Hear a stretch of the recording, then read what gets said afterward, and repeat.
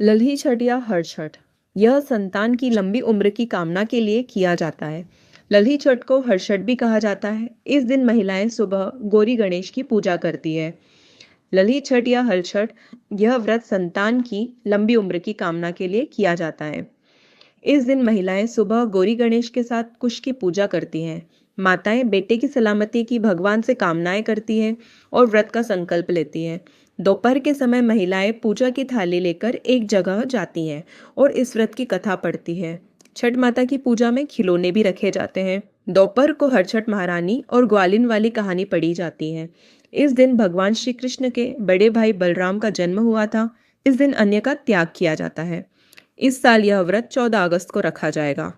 पौराणिक कथा के अनुसार एक ग्वालिन गर्भवती थी।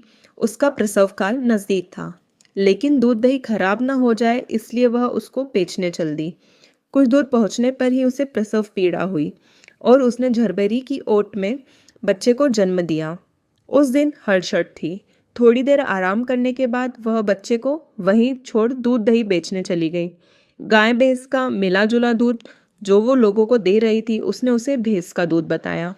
इस तरह वह गांव वालों को ठग रही थी।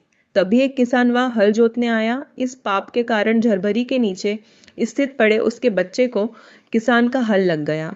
दुखी किसान ने झरभरी के कांटे से ही बच्चे के चिरे हुए पेट में टाके लगा दिए और चला गया। ग्वालिन लौटी तो बच्चे की ऐसी दशा देखकर उसे अपना पाप याद आ गया। वह सोचने लगी कि यदि मैंने झूठ बोलकर गाय का दूध न बेचा होता और गांव की स्त्रियों का धर्म भ्रष्ट न किया होता तो मेरे बच्चे की यह दशा न होती। अतः मुझे लौटकर सब बातें गांव वालों को बताकर प्रायश्चित करना चाहिए। इसलिए गांव में घूमकर बता दिया कि उसने ठगी की है। अब वह अपनी इस गलती का प्रायश्चित करना चाहती थी।